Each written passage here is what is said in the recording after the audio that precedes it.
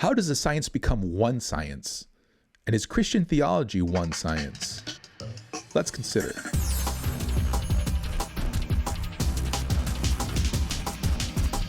Hello, philosophers. I'm Chico.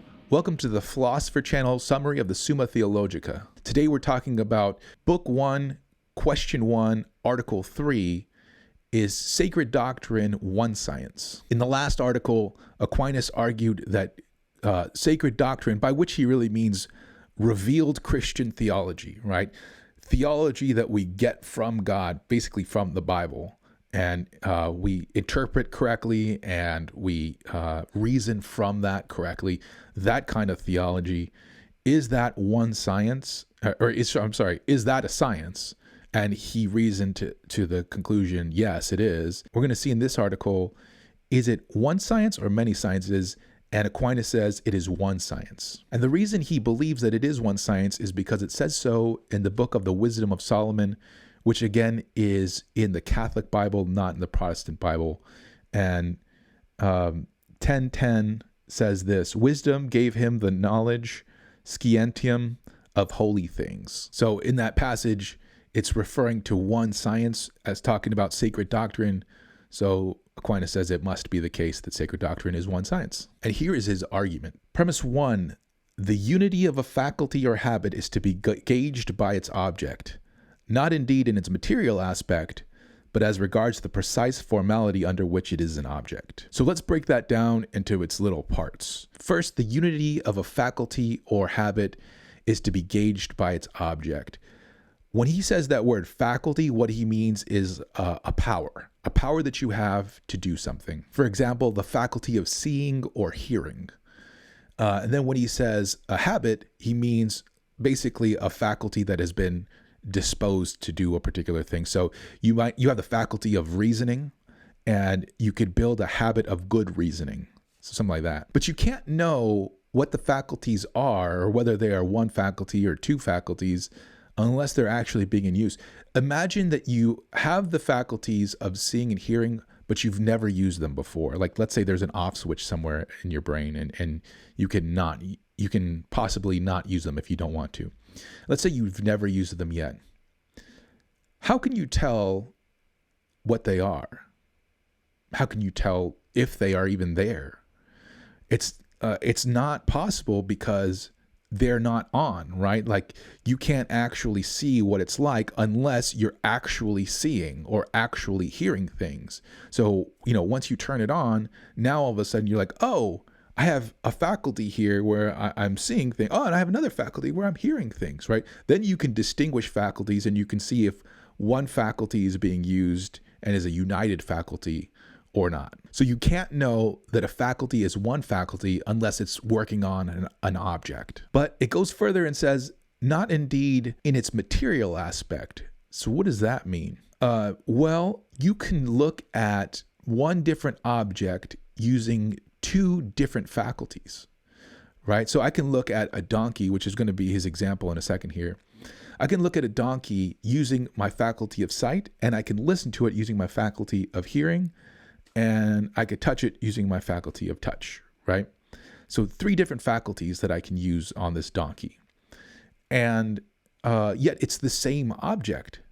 But didn't we just say that the object is what united the faculties? If I'm with the same object and 3 different faculties, how's that possible? Or I can use the faculty of sight and see 2 different objects, right? I can have one object be a human and one object be a donkey. So 2 objects, 1 faculty? How's that possible? Well, when we say the faculty or habit is gauged by its object, we don't mean this specific stuff right here, right? This object right here versus that object right there. We're not talking about the material object that's sitting in front of you. What we're talking about instead is the form of the object, the formal aspect of it. And that's why he goes on further and says, but as regards the precise formality under which it is an object. So the word formality here has to do with the form of an object. What does that mean? That is the organizing principle of an object. It's what makes it be a particular way rather than just the stuff that's being made that way. So you have the donkey, and it is, a clump of mass, but that mass is organized by, one example here he gives us is color, right? That's one organizing principle. Another organizing principle is heaviness, weight. And notice those are two different faculties, by the way, that we use. We use the faculty of sight on one formal aspect of the donkey, and we use the faculty of touch on the other formal aspect, on the heaviness formal aspect of it. So he gives the example of having a human, a donkey, and I believe a stone that all agree in one principle, namely that they're all colored. So it's the color aspect of it that is where the objects are unified. That's what makes it into one faculty, right? Our faculty of sight sees the many different objects in that same formal aspect, in that same organizing way, right? Where the material is organized into a colored way. So again, it's not the fact that it's this material object right here that is what unifies my faculties. Otherwise, and we couldn't distinguish sight from hearing because we're using the same faculties on that one material object. Instead, it is a formal aspect that is shared between objects. When that is the same, then we see that we have one faculty across the board looking at the different objects and sort of lumping them together in that aspect. Premise 2, sacred scripture considers things precisely under the formality of being divinely revealed. So if we're considering things, right, if the faculty is going to be a united faculty based on considering objects in their formal aspect, then sacred scripture is considering the form of objects insofar as they are divinely revealed. And so far, God has revealed these things to us. The stuff or the material that we're looking at are like events like Jacob wrestling with God or scales falling from Paul's eyes. That's the material stuff that we're dealing with. But the formal aspect of it is that those things were revealed by God. So that unites it into one subject. So conclusion, whatever has been divinely revealed possesses the one precise formality of the object of this science, right? As long as it's been revealed by God, there's that one formal aspect. So whatever has been divinely revealed is included under sacred doctrine as under one science. Now let's take a look at the objections. Objection 1 starts off with a quote from Aristotle in the Posterior Analytics. That science is one which treats only of one class of subjects. So if it's one science, then it treats of one class of subjects, right? If it's treating of multiple classes of subjects, in other words, it's multiple sciences. The creator and the creature, both of whom are treated in sacred doctrine, cannot be grouped together under one class of subjects.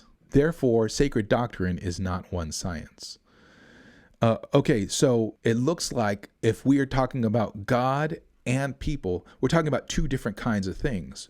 So how can this be the one science if we're talking about two kinds of things?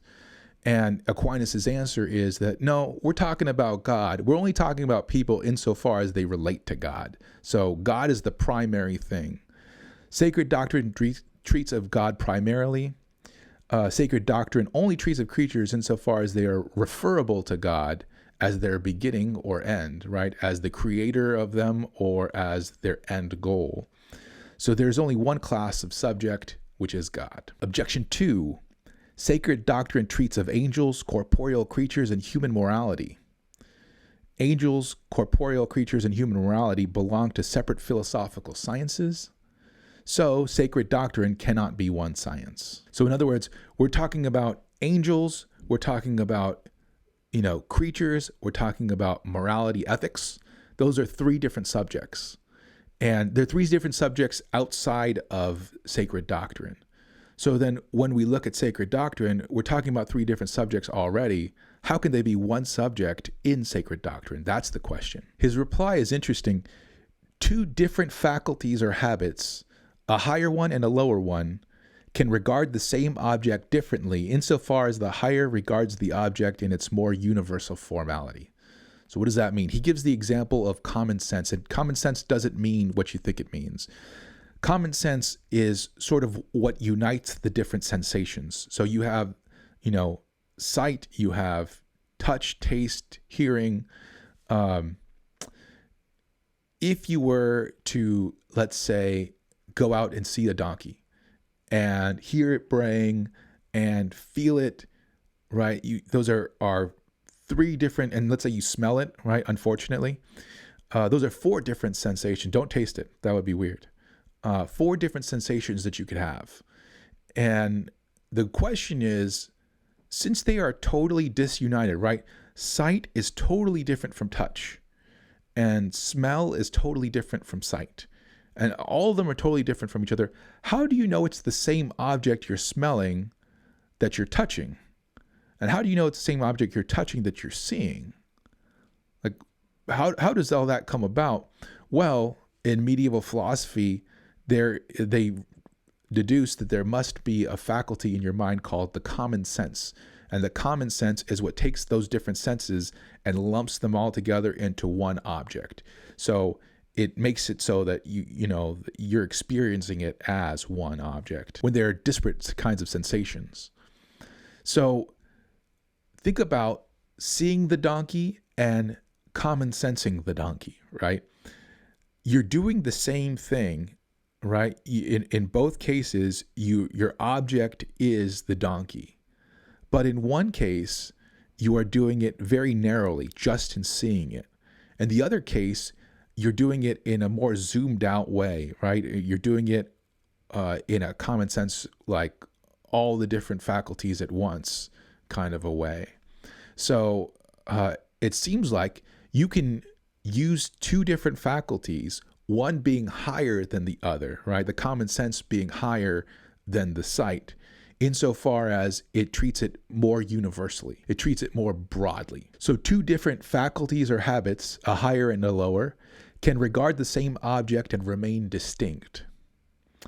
Objects which are the subject matter of different philosophical sciences can be treated of by sacred doctrine under one aspect, so far as they can be included in revelation. In other words, all the things that the sciences are studying, creatures, angels, ethics, all the other things that we could think of that go into that we see in the Bible, right? They could be treated of in a more universal way insofar as they have been divinely revealed. So, sacred doctrine is a divine science which is one and simple, yet extends to everything. So in other words, sacred doctrine is sort of quarterbacking here, right? You have all these different subjects that are, in their own right, doing their own thing, studying angels, studying people, studying ethics, and it can sort of step back and look at them all under the guise of revealed items, and in that way look at them more universally than as the specific sciences are doing. So that's all for article number 3. Let me know if you have any questions, please. Don't forget to like and subscribe, and I'll see you guys in the next video. Adios.